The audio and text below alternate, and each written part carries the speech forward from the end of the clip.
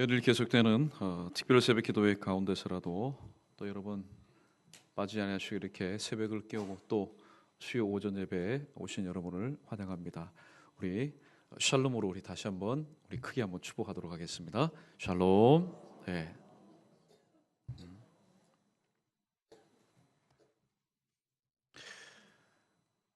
오늘 새벽 기도 마치고 집에 들어가는데 좀 닭살이 돋았습니다. 오늘 서울 보니까 14.5도인가? 예, 기온이 상당히 많이 좀 쌀쌀해지고 또 어떻게 보면은 한 몇 주 상관인 것 같습니다. 나오면은 후덥지근하고 참 신앙생활도 일상생활도 하기 힘들었는데 하나님께서 저희 나라 가운데 또 지진은 일어났지만은 여러분 어떻게 보면 또 하나님 은혜인 것 같습니다. 태풍이 몇 개가 올라왔는데 하나는 대만으로 빠지고 또 하나는 또 일본으로 빠지고 우리나라 가운데 큰 태풍의 피해가 없는 것도 또 감사한 일입니다. 특별히 이제 다음 주일 오후 찬양 예배부터 말씀 상행회가 있는데 여러분 단단히 잘 준비하셔서 또 목사님이 준비한 만큼 또 하나님이 부어주시는 그런 음성을 통해서 이번 기회가 내 생애 가운데는 다시는 없을 그런 말씀의 상행회다, 그런 각오를 가지시고 임하면은 또 남다른 그런 은혜가 넘칠 줄로 믿습니다. 자, 지난주 수요일 말씀을 잠깐 요약하고 말씀을 진행합니다. 진리는 아무나 깨닫는 것이 아닙니다. 그 마음 가운데 성령님이 계셔서 깨닫게 하시고 생각나게 하시고 기억나게 하셔야만이 믿음이 있고 성령이 안에 있는 사람은 다 아는 말씀. 여러분, 세상에 박사라고 해서 세상에 또 학식이 있는 사람이라고 해서 성경에 있는 이 말씀을 깨닫는 것 아닙니다. 읽기는 하겠지요. 그러나 이해하지 못하고 깨닫지 못하는 것은 성경의 원저자인 성령께서 그 마음을 열어서 말씀을 이해하지 못하도록, 그 말씀을 받지 못하도록 하기 때문입니다. 성령께서 계신다면은 그렇게 이해하고 믿겠는데 성령이 그 안에 계시지 않다 보니 어떤 말씀을 전해도 그 말씀은 진리가 아닌 거짓말, 지어낸 혹으로 들릴 수밖에 없습니다. 진리는 십자가와 부활을 아는 자만이 깨달을 수 있다고 말씀했습니다. 왜냐하면 예수 그리스도의 모든 사역은 십자가를 통해서, 바로 부활을 통해서 완성되었기 때문입니다. 그런데 이러한 진리를 알지 못하면 임의로 대화합니다. 만약에 우리 가운데 예수님께서 만약에 예수님께서 이 땅에 다시 그 영광스러운 모습으로 오신다면 우리는 어떻게 할까요? 주님을 영접할 겁니다. 아마 대대적으로 영접할 겁니다. 그러나 2000년 전에 하나님이신 예수님이 인간의 모습으로 오셨지만은 알지 못했기 때문에, 깨닫지 못했기 때문에 그들은 영접하거나 대접하는 것이 아니라 임의로 대우할 수밖에 없었습니다. 하나님이신 예수님께서 이 땅에 오실 때 6개월 전에 세례 요한을 통해서 그림자인 예수님의 그림자인 세례 요한을 통해서 하나님의 말씀을 증거했지만은 역시 사람들이 임의로 대우했습니다. 예수님의 그림자인 세례 요한을 임의로 대우하다 보니 실체인 예수님께서 오셔도 깨닫지 못하고 예수님을 임의대로 대우할 수밖에 없었습니다. 그 결정이 말씀에 예언된 대로 바로 십자가의 형이었습니다. 우리도 마찬가지입니다. 우리가 하나님을 믿는 사람이고 연희교회 또 직분자요 중직자라고 하지만은 그때그때마다 주시는 하나님의 그 말씀을 깨닫지 못하면은 일단은 마음의 감동이 없습니다. 마음의 감동이 없으니까 움직이지를 못합니다. 하나님의 사명이 있어도 헌신의 자리까지 나가지 못하는 이유가 바로 여기에 있습니다. 그러나 어떤 상황 가운데 있다 할지라도 하나님께서 주신 그 말씀을 깨닫게 되면은 나이가 무슨 상관입니까? 우리 지금 1분단에 계시는 우리 연로하신 우리 장로님들, 집사님들, 나이가 무슨 상관입니까? 하나님의 말씀을 보십시오. 갈렙, 모세도 마찬가지입니다. 그들이 쓰임 받았을 때는 그 하나님의 말씀이 무엇인지 깨닫고 마음에 감동이 되어서 움직일 당시에 나이는 이미 고령이 된 그런 나이였습니다. 그러므로 하나님의 사명을 감당하면은 나이가 결코 문제가 아니라는 사실을 우리는 또한 발견하게 됩니다. 자, 오늘 말씀을 한번 보시겠습니다. 오늘 말씀은 변화산성에서 능력을 체험한 제자들이 산 아래 내려왔을 때 그들이 겪게 되는 한 사건을 소개하고 있습니다. 오늘 본문의 사건은 마태복음, 마가복음, 요한복음, 공간복음에 모두 소개되어 있는데 사실 오늘 본문 말씀보다는 마가복음 5장에 보면은 더욱더 구체적으로 세밀하게 묘사가 되어 있습니다. 변화산성의 모습을 그린 라파엘이라는 사람이 그린 성화 변모의 모습을 보면은 아마도 변화산성의 모습이 이랬을 것이다 지레 짐작할 수 있습니다. 자, 하나님께서 특별히 기도의 3인방이었던 베드로와 야고보와 요한으로 하여금 변화산성에서의 그 신비로운 체험을 하게 하였습니다. 그 하게 하신 목적이 무엇입니까?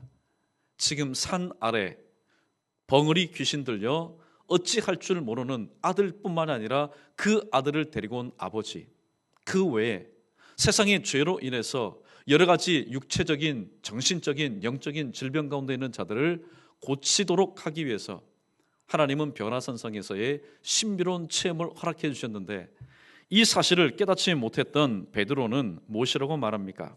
주여, 우리가 여기 있는 것이 좋사오니 주께서 만일 원하시면은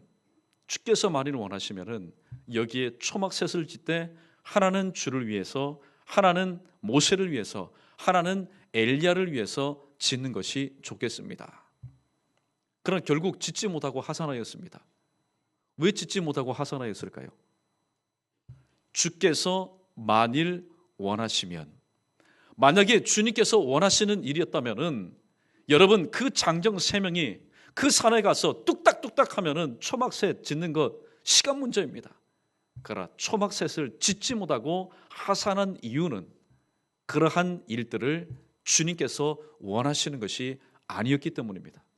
그래서 주님은 주님이 원하시는 사역의 장소로 신비로운 이 체험을 하였던 기도의 3인방을 데리고 지금 내려오고 있는 중입니다.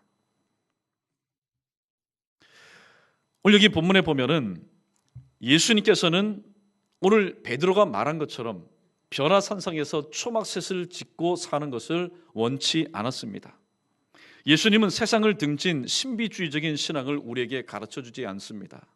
왜냐하면 만약에 세상을 등진 신비주의적인 신앙과 믿음을 가르쳐 주신다면 예수님께서 산상수훈을 통해서 말씀하신 너희는 세상의 소금이요 세상의 빛이라는 말씀과 정면으로 위배되기 때문입니다. 한때는 너희는 세상의 빛이다, 세상의 소금이다, 세상 속에 들어가서 빛과 소금의 사역을 감당해라, 그렇게 말씀하신 주님이 세상을 등지고 신비적인 체험과 믿음을 가르쳐 주시겠습니까? 그런데 반면에 변화산성에서의 이런 체험이 없이 또 산 아래로 내려가는 것은 위험한 일입니다. 왜냐하면 산 아래에 일어나는 모든 일들은 사람의 힘과 능력, 세상의 능력으로 해결할 문제가 아니라 이 땅에서 죄로 인해서 파생된 여러 가지 문제는 반드시 하나님의 능력을 덧입어야만이 해결할 수 있는 바로 문제들이기 때문입니다. 자, 오늘 본문 중심으로 세상의 질병과 교회 무능이라는 말씀을 통해서 오늘 교회로 분받은 저와 여러분, 우리의 모습을 잠시 진단해보고 말씀을 함께 상고해 보자고 합니다. 자, 오늘 14절 15절 말씀 우리 한번 읽어보겠습니다. 14절과 15절입니다. 함께 있습니다. 시작. 그들이 무리에게 이르매 한 사람이 예수께 와서 꿇어 엎드려 이르되 주여, 내 아들을 불쌍히 여기소서. 그가 간질로 심히 고생하여 자주 불에도 넘어지며 물에도 넘어지는지라. 아멘. 예수님과 기도의 3인방인 이 제자들이 하산하여 무리에게 이르렀습니다.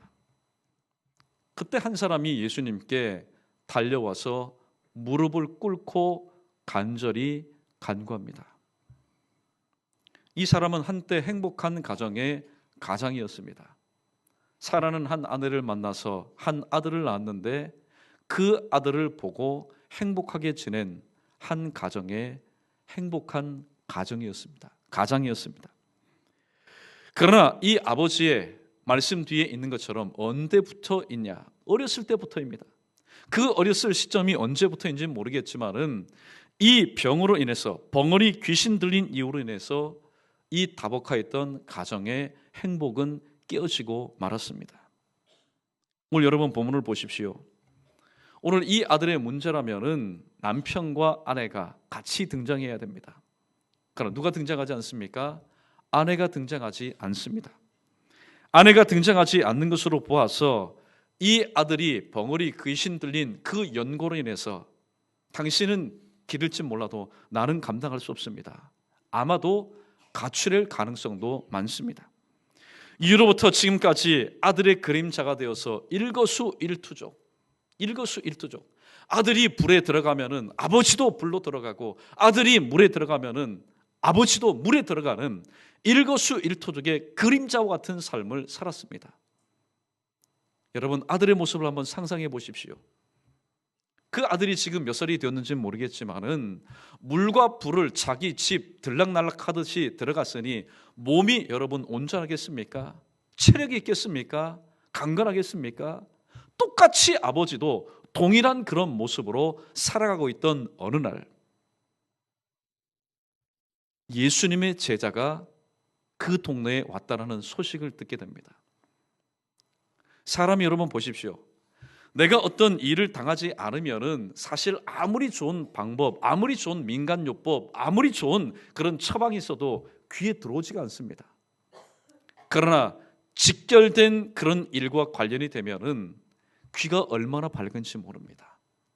수백 리 있는 그런 전해지는 민간요법도 얼마나 귀가 밝은지, 자, 거기에 가면 누가 있다더라, 거기에 가면 어떤 민간요법이 있다더라, 여러분 사용하지 않은 것이 없습니다. 마가복음 5장에 등장하는 12의 혈루병을 앓고 있었던 이 여인처럼 이 아버지가 이 아들, 벙어리 귀신 들린 이 아들을 고침받기 위해서 여러분 안 해본 일이 무엇이겠습니까? 아마 약으로 치료되지 않는다는 사실을 깨달았을 겁니다. 왜냐하면 귀신 들렸기 때문에. 그래서 때로는 회당에 가서 회당장에게 아들을 고쳐달라고 말했을 수도 있습니다. 때로는 지나가는 랍비, 때로는 지나가는 서기관들에게 자신의 아들을 맡겼을 수도 있습니다. 그러나 여러분, 아무런 소용이 없는 것을 볼 때에, 오늘 예수님의 제자들에게 데리고 온 것을 볼 때에 민간요법도 세상에 존재하는 여러 가지 약도, 그리고 종교 지도자들도 이 귀신 들린 아들에게는 아무런 소용이 없다라는 반증입니다. 그런데 여러분 보십시오. 이 예수님의 제자들에게 데리고 올 때에 아버지에게는 눈에 보이는 심각한 문제인 아들이 있었지만은 그래도 마음 한구석에는 내가 예수님의 제자들에게 이 아이를 데리고 오면은 병고침 받지 않겠느냐라는 한 가닥의 소망과 기대감을 가지고 왔습니다. 그러나 중간 결론이 뭡니까? 아니 데리고 온만 못하겠다는 겁니다. 제자들의 무능력으로 인해서 당사자인 벙어리 귀신 들린 아들 그 사이에서 제자들과 무리 사이에서 논쟁이 벌어지고 있습니다. 지금 아이는 죽는다고 합니다. 괴로워서 온몸을 비틉니다. 거품을 내뱉고 사람 소리를 내지 않습니다. 그런데 그 아이를 가운데다 두고 한편에서는 제자들, 9명의 제자들과 또 한편에서는 무리들 사이에서 너희가 예수의 제자라면은 이 아이를 고치는 것이 마땅하지 않느냐. 제자들은 유구무원입니다. 입이 있어도 얘기를 하지 못합니다. 그런데 그 제자들이 어떤 제자냐는 겁니다. 그 제자들은 일찍이 예수님께로부터 귀신을 쫓아내는 권세와 능력을 부여받았던 제자들이었고, 그 능력을 활용하여서 실질적으로 귀신을 내어 쫓았던 과거가 있었던 제자들입니다.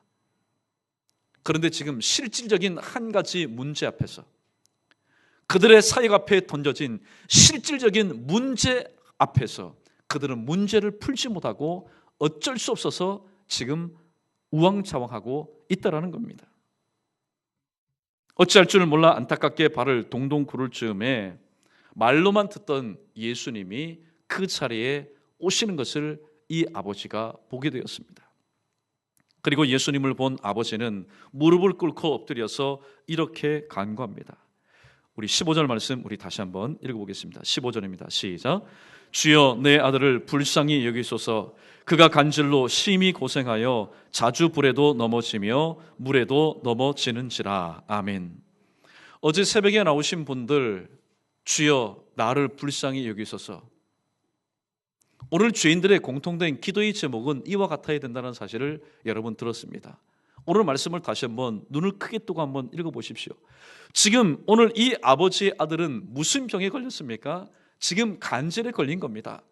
그러면은 이 아버지가 정말로 이 아들을 사랑하는 그런 아버지라면은, 그리고 다시는 만나지 못할 예수님이 지금 내 앞에 와 계신다면은 이렇게 기도하는 것이 정확한 기도의 제목일 겁니다.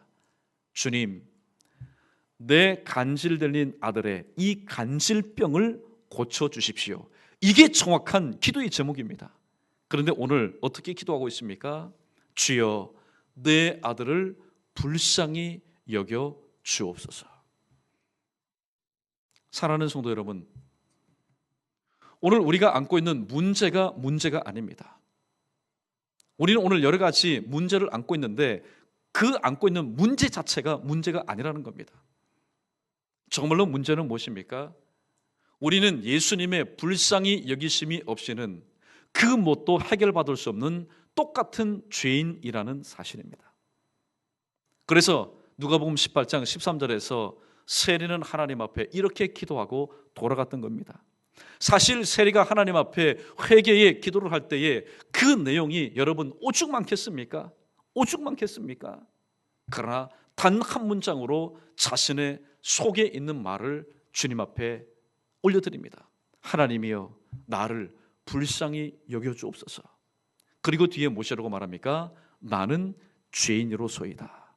그러니까 오늘 이 땅에서 죄의 모든 문제로 인해서 살아가는 죄인들, 그 죄로 인해서 여러 가지 정신적, 육체적, 영적인 그런 병 혹은 문제를 안고 있는 우리 모두 오늘 이 말씀을 다시 한번 깊이 되새겨볼 필요가 있습니다.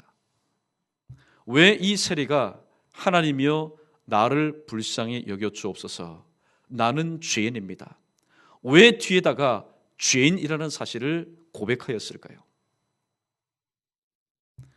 요한서에 보면 이런 말씀이 있습니다. 내 영혼이 잘됨 같이 내가 범사에 잘되고 강건하리라. 이 말씀을 뒤집어 보면은 내 범사가 잘 되지 못하고 강건치 못하는 것은 그 문제가 어디에서부터 기인한다고요? 영혼에서부터 기인한다는 겁니다. 다시 말씀드리면은 오늘 또 나의 삶 가운데 일어나는 모든 일들 가운데 가정적으로 또 사업적으로 또 생활 가운데서 일어나는 모든 일들은 내 영혼과 관련된 일이고 그 영혼은 죄로 인해서 타락하고 때로는 오염들고 병들었기 때문입니다. 자, 여러분 보십시오. 오늘 여기 본문에 기록된 말씀 가운데 오늘 아버지는 이렇게 고백합니다. 주여 내 아들을 불쌍히 여기소서. 내 아들입니다. 다른 아이가 아닙니다. 내 아들입니다. 나를 꼭 닮은 하나밖에 없는 아들입니다. 그런데 지금 그 아들이 간질로 인해서 지금 엉망진창이 되어버렸습니다. 육체적으로 고통을 당합니다. 정신적으로 고통을 당합니다. 영적으로 고통을 당하고 있습니다. 누구의 손에 쥐어져서 귀신의 손에 붙잡혀서 지금 그러한 고통을 당하고 있습니다. 사람이 손댈 수 없습니다. 아무리 사랑하는 아버지라 할지라도 그 아버지의 손 안에서 해결될 문제가 아닙니다. 이는 사람의 손을 벗어난 질병입니다. 이 질병을 앓고 있는 아들을 고쳐달라고 데리고 왔는데 이 아들은 고침의 대상이 아니라 지금 사람들의 논쟁의 대상이요, 비웃음의 대상이요, 또 손가락질의 대상이 되고 말았습니다. 오늘 우리는 본문을 통해서 이 땅 가운데 있는 질병 가운데 먼저 죄로부터 오는 육체적인 질병이 있다는 사실을 우리는 기억할 수 있어야 됩니다. 예나 오늘이나 질병이라는 것은 오늘 우리로 하여금 신음하게 만듭니다. 인간으로 하여금 괴롭게 만들고 인간으로 하여금 고통스럽게 만듭니다. 의학은 날로 발전되고 있지 않습니까? 의학은 날로 발전되고 있습니다. 그런데 또 생기는 것은 바로 불치의 질병들이 하나둘씩 자꾸만 생기고 있습니다. 그런데 그것을 사람이 감당할 수 있느냐? 사람은 감당할 수 없습니다. 왜 감당치 못합니까? 원인이 무엇인지를 알지 못하기 때문에. 원인을 알지 못하는 불치병들이 점점 늘어나고 있습니다. 특히 패스트에 비유되는 에이즈를 한번 보십시오. 인간의 성적인 문란에 대한 하나님의 진노로 알려진 병 아닙니까? 또 최근에는 지카 바이러스, 저 남미에서만 조심하면 되는 줄 알았는데 여러분, 싱가포르이 보통 깨끗한 나라입니까? 보통 선진국입니까? 여러분, 이제는 전 세계에 퍼지고 말았습니다. 그런데 가만히 생각해 보면은 예수님이 병자를 고치실 때마다 하시는 말씀이 있었습니다. 여러분 기억나십니까? 예수님께서 병자를 고치실 때마다 이 말씀을 하시곤 했습니다. 내 죄사함을 받았다. 때로는 이런 말씀을 합니다. 내 믿음이 너를 구원하였다. 내 죄사함은 무엇을 통해서 우리가 죄사함 받습니까? 우리의 믿음을 통해서 죄사함을 받고 구원을 받습니다. 이 두 선은 같은 뜻을 가진 단어로 이들이 앓고 있었던 이전의 질병이 모두 죄로부터 기인했다는 사실을 우리는 암시하게 됩니다. 죄는 심령의 평정을 잃게 하고 심령이 평정을 잃으면 질병에 걸린다는 현대의학의 증거가 있습니다. 이 말의 성경적인 근거가 되는 말씀이 있습니다. 구약에 보면은 잠언 18장 14절 말씀, 우리 자막 떴으면 함께 읽도록 하겠습니다. 잠언 18장 14절입니다. 함께 읽습니다. 시작. 사람의 심령은 그의 병을 능히 이기려니와 심령이 상하면 그것을 누가 일으키겠느냐. 아멘. 여러분, 육체에 아무리 많은 병들이 있다 할지라도 그 심령이 든든하면, 그 심령이 말씀을 통해서 강건하면은 그 심령은 그 병을 능히 이긴다고 오늘 말씀하고 있습니다. 근데 사람이 영적으로 푹 기가 죽어 있습니다. 영적으로 침체되어 있습니다. 그러면 몸에 생긴 그 질병들이 내 모든 영혼까지, 내 모든 육체를 장악해버립니다. 그렇기 때문에 오늘 우리는 육신의 강건함보다는 우선순위가 있는데 내 영혼의 강건함을 위해서 우리는 항상 말씀을 통해서 우리 자신의 모습을 점검하고 영적인 건강을 우리는 먼저 챙길 필요가 있습니다. 다음으로는 무시하지 못할 눈에 보이지 않는 질병이 있는데 그 질병은 무엇입니까? 오늘 우리 모두 나 병원에 한번 가본 적이 없다. 나 약을 한번 복용해 본 적이 없다. 그러나 똑같은 질병이 있습니다. 현대인들이 앓고 있는 정신적인 질병입니다. 오늘날 신물 시간에 세 가지 우상이 있다면 첫 번째는 돈의 우상일 겁니다. 산상수훈에서 예수님은 마태복음 6장 24절에서 하나님과 재물을 겸하여 섬길 수 없다. 사람이 살아갈 때 필요한 그 재물, 돈을 하나님의 위치까지 올려두면서 세상 사람들은 돈을 하나님처럼 섬기고 있다라고 지적하고 있습니다. 근데 가만히 보면은 돈이면은 안 되는 것이 거의 없는 세상을 우리는 살아가고 있습니다. 돈이면은 다 되는 세상이라고 말씀하지 않았습니다. 돈이면은 안 되는 것이 거의 없는 세상을 살아갑니다. 무엇을 말합니까? 돈이 이 땅에서 일어나는 모든 일들을, 거의 대부분의 일들을 해결할 수 있는 파워와 바로 능력이 있다는 겁니다. 돈이 인간과 모든 것을 가치 평가하는 기준이 되고 말았습니다. 머릿속은 아무리 비어도 돈만 가지고 있으면 그 사람은 주변 사람들에게 우러름을 받습니다. 머리에 있는 사람, 또 학이 있는 사람, 또 세상에 아이디어 있는 사람이 그 사람 앞에 와서 머리를 숙입니다. 무엇 해달라고, 나에게 좀 투자해달라고, 나에게 돈을 좀 빌려달라고 그렇게 머리를 숙입니다. 두 번째는 권력의 우상입니다. 가만히 보면 사람들이 정치하려는 이유를 우리는 알 수 있습니다. 그렇다고 정치인을 매도하는 것은 아닙니다. 정치에 한번 맞들인 사람들 마약보다 더합니다. 반드시 어떻게 해요? 한 번 도전하고 두 번 도전하고 세 번 도전해서도 반드시 그 자리에 올라야 됩니다. 왜 그런지 아십니까? 정치에는 권력이 있기 때문입니다. 정치는 대통령도 바꾸고 정치는 사회 모든 것을 바꿀 수 있는 권력이 있습니다. 법으로 해결하지 못하는 것, 정치를 한번 보십시오. 법으로 해결하지 못하는 것, 사람들이 모여서 정치하니까 어떻게 해요? 법으로 해결하지 못하는 문제들도 잘 해결해 나갑니다. 잘못된 정치는 독재자를 양산하여서 인간은 정치적인 도구로 만들어버립니다. 여러분, 북한을 한번 보십시오. 독재자는 절대로 백성을 위해서 살아가지 않습니다. 백성과 국민은 자신의 정치의 도구로밖에 여기지 않기 때문입니다.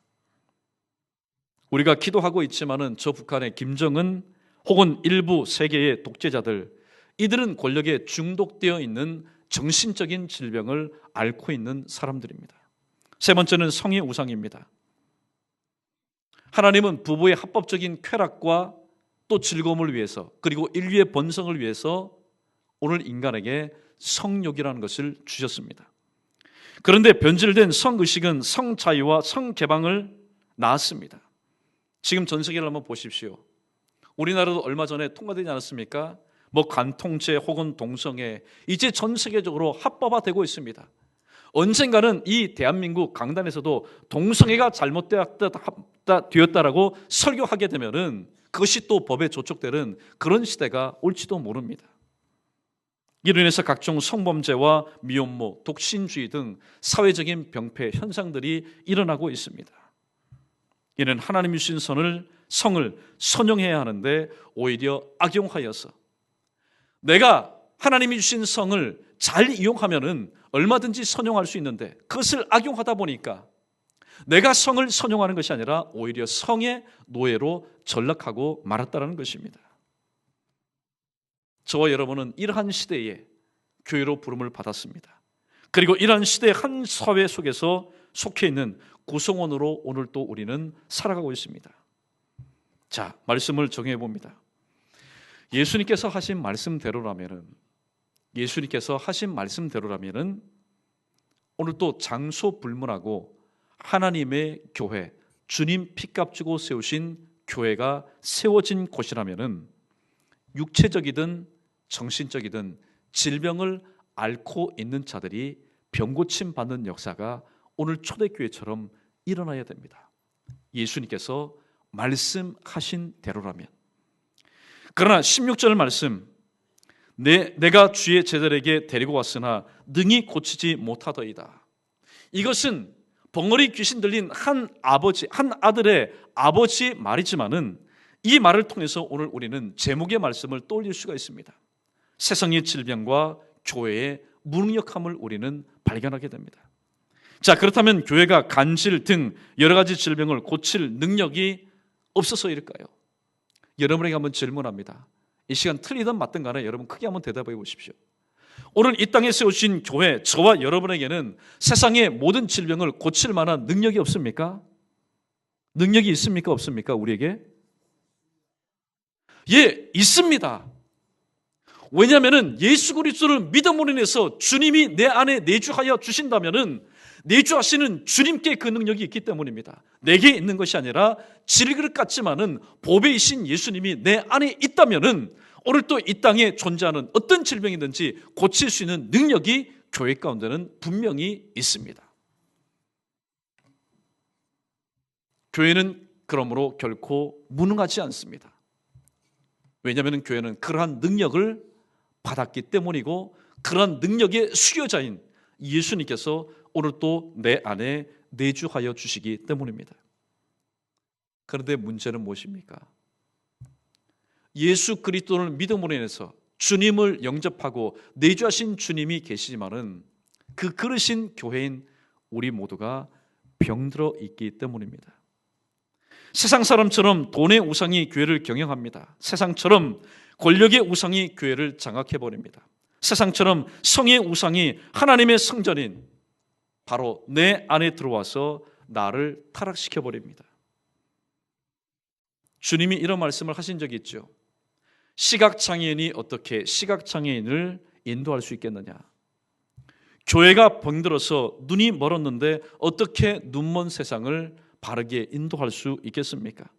교회가 병들어 앓고 있는데 어떻게 세상을 치유할 수 있겠습니까? 교회가 예수님처럼 병 고치는 시대적인 치유의 사명을 감당하려면은 산 아래 통용되고 있는 세상의 능력을 과신하거나 세상의 능력을 의지하거나 세상의 능력을 붙잡아서는 안 됩니다. 오늘 이 아버지 또 12의 혈루병을 앓고 있었던 여인, 세상의 능력을 과신하였습니다. 내 있는 재물을 가지고 오늘도 주어서 그로 하여금 나의 병을 고칠 수 있도록 그렇게 자신을 내어놓았지만은 세상의 능력은 죄로 인해서 오염된 질병을 고칠 수가 없었습니다. 죄로 인해서 이 세상에 막히고 다치고 꼬인 문제들은 하나님의 도움을 받아야만 해결할 수 있기 때문입니다. 우리가 시간마다 주님 앞에 나와서 기도하는 이유가 무엇입니까? 특별히 육체적인 질병에 관한 기도의 제목들, 또 나와 관계된 모든 막히고 다치고 꼬인 문제들을 가지고 기도하는 이유가 무엇입니까? 만약에 이 땅에 있는 방법을 동원해서 할 수 있다면 굳이 기도할 필요가 없습니다. 그렇다면 주님께서 마태복음 6장 9절로 13절에서 굳이 주님의 기도를 우리에게 가르쳐 주시지 않아도 됩니다. 왜냐하면 이 땅에서 필요한 모든 방법을 통해서 다 해결할 수 있기 때문입니다. 그러나 가만히 생각해 보면은 이 땅에서 우리가 인간이 해결할 수 있는 문제들보다는 해결할 수 없는 문제들이 더욱더 많습니다. 그런데 그 근거가 무엇입니까? 그 근원이 무엇입니까? 죄로 인해서 파생된 문제이기 때문입니다. 그러므로 인간의 죄로 인해서 파생된 모든 문제는 하나님의 도움을 받아야만이 해결할 수 있기 때문에 오늘도 이 땅에 있는 지상교회는 주님 앞에 나와서 이 모든 문제를 기도 제목 삼고 하나님 앞에 기도하는 겁니다. 하나님 앞에 기도하는 것이 뭡니까? 기도는 뭡니까? 이 땅에는 없는 하나님의 능력을 통해서 모든 것을 치유받기 위한 바로 도구 아니겠습니까? 그러므로 우리 모두는 산 위에서 하늘의 능력을 받아야 됩니다. 산 위에서 하늘의 능력을 받아야 된다 하니 이제 예배 시간 이후에 삼각산 혹은 주변에 있는 산으로 올라가서 능력을 받으라는 게 아닙니다. 권능을 받아 하나님의 말씀을 세상을 향해서 전해야 되고 권세를 받아 귀신에게 사로잡혀 있는 자들을 자유케 해야 될 그런 의무가 오늘 또 우리에게 있습니다. 이러한 권능과 권세를 가지고 하나님 보내신 이 땅 대한민국 또 서울 서대문구 연희 지역에 심겨진 하나의 미랄로서의 사명을 감당해야 됩니다. 마지막 한 가지만 더 상고해 봅니다. 좀 전에 말씀드린 것처럼 오늘 이 땅에서 교회로 부름받고 예수 그리스도를 영접하고 예수 그리스도께서 오늘 또 우리 안에 내주하여 주신 교회는 다 능력이 있습니다. 그런데 여러분 아무리 능력이 있으면 무엇합니까? 그 능력을 활용할 수 있어야 되는데 능력은 아무리 많지만은 그 능력을 활용할 수 있는 믿음이 내게 없다면은 오늘 우리는 가지고만 있는 자이지 소장만 하고 있는 자이지 그것을 활용하지 못하는 자입니다. 오늘 예수 그리스도를 믿는 우리 모두에게는 능력이 있습니다. 하나님의 말씀을 전할 능력도 있고 또 병 고칠 수 있는 능력도 우리에게는 있습니다. 그러나 문제는 그 능력이 능력될 수 있도록 활용할 수 있는 나의 믿음이 부족한 것입니다. 믿음이 없는 것입니다. 더디 믿는 것입니다. 아무쪼록 오늘 주신 말씀 다시 한번 마음 가운데 깊이 되새기시고 예수님이 말씀하신 대로라면은 오늘 이 땅 가운데 일어난 모든 문제들은 해결되고 또 이 땅에서 저 천국의 맛을 맛봐야 되는데 그렇게 하지 못하는 것은 능력은 가지고 있지만은 그 능력이 능력되지 못하도록 내게 믿음이 없고 또 기도를 통해서 그 능력을 끄집어내지 못한 연고이기 때문입니다. 사랑하는 성도 여러분, 세상의 질병 아니요 세상의 문제 앞에서 교회는 더 이상 무능력하지 않습니다. 오늘 또 우리에게 믿음을 더해 달라고 또 무엇보다도 하나님 기도를 통해서 이 모든 것을 해결할 수 있는 바로 우리 연희교회 저와 여러분 우리 모두 되게 해달라고 이 시간 주님 앞에 기도할 때 하나님 불쌍히 여겨 주옵소서. 이 시간 우리 합심해서 잠시 기도하겠습니다.